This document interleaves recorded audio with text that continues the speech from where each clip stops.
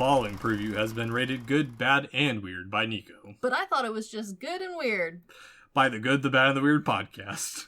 Please check out the full episode when it releases on Sunday.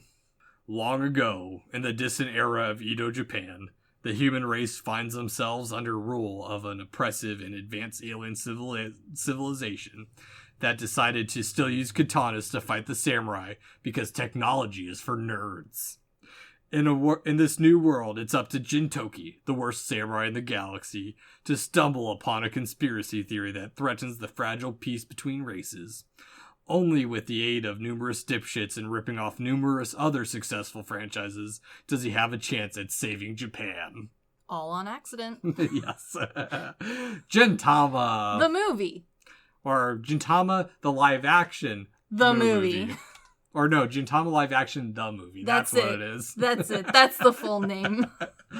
Yeah, we were doing weeb shit this week. Oh, yes. Oh, man. Where do we talk about this briefly? Gintama feels delightfully like one of the most chaotic anime conventions you've ever been to, all in a movie.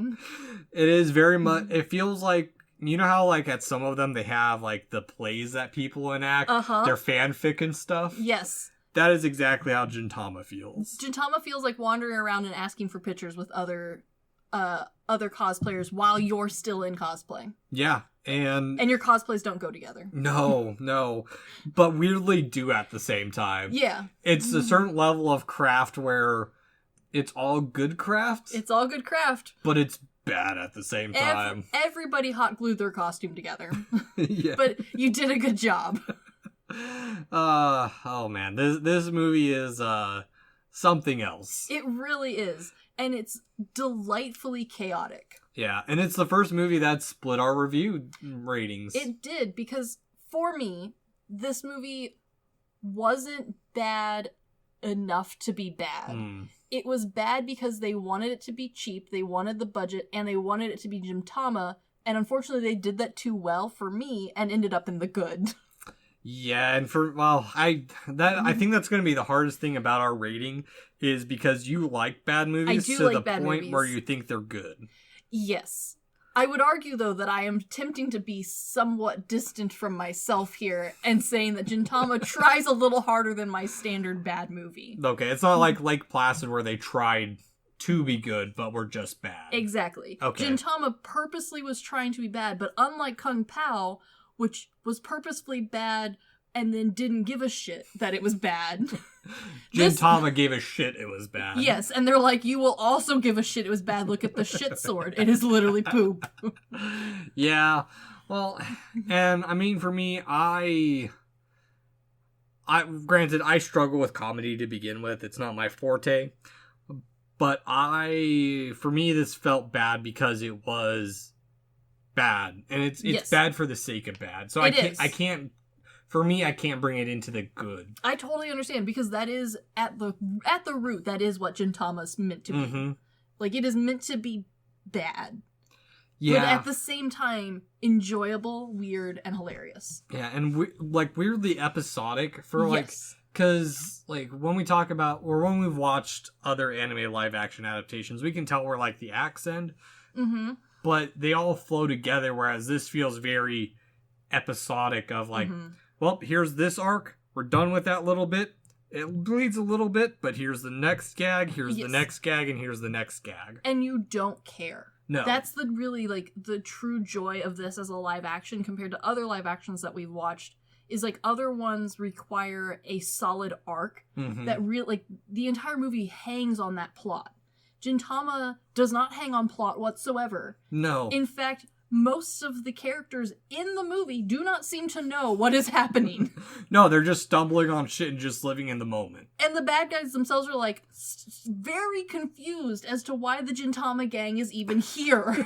Yeah. I mean, yeah, it's... I don't know. It's that for me is is why Gintama for a live action is so much better than other live actions I've watched. Well, and because it doesn't take itself too seriously. And that for me is why it's the holy trifecta, is because it is the perfect anime adaptation. Yes.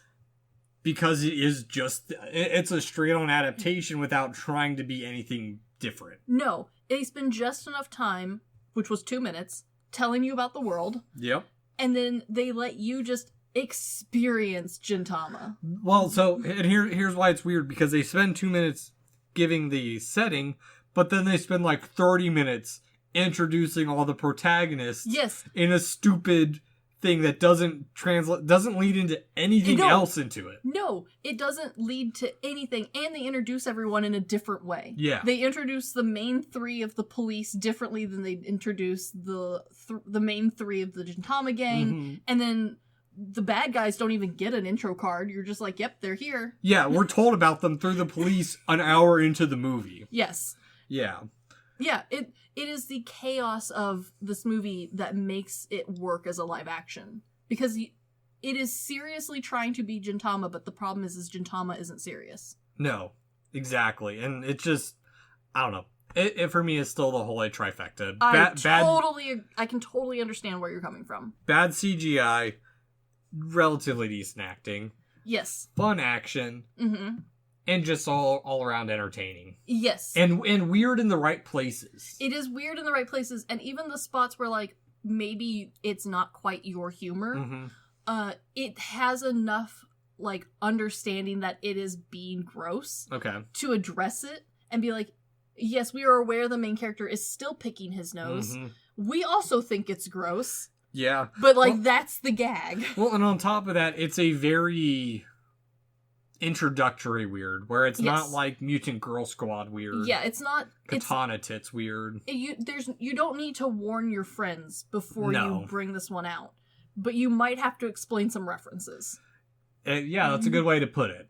Yeah. So, yeah, I don't know. It's definitely a interesting movie, to say the least. It is very interesting. And honestly, it's one of those ones where, like, there's so much chaos that happens, and it's somehow 2 hours long, but, like, it's fast-paced enough that, like, I've seen this movie several times, but even when I rewatched it again, after already rewatching it for this, like, I rewatched it twice, and the second time, I still forgot about certain gags and lines. Yeah. Like, this is totally one of those ones where even if you've already seen it, putting it back in and rewatching it under a new circumstance, you might find something new. Yeah, and it's one for me where, like, it's easy to throw people off with it, because Laugh and Crim, I've completely thrown them off of, like, what the next episode's gonna be, just because of the character Elizabeth. And I think I love Elizabeth. That's the best thing about Gintama, is the entire thing throws off everything. Yes, and there's a different type of person or humor that each person can pick. Like, my favorite person hands down is Elizabeth because of the, like, over the top stupidity. Yeah. But I know other people's favorite character is the stupid dog who doesn't do anything. Wrong. He humps a cute doggy. He does, and he's even supposed to, like, go help, but you could make the argument that they were already there. Yeah. But yeah. Anywho, this has been the Good, the Bad, and the Weird previews. Check out the full episode. Peace.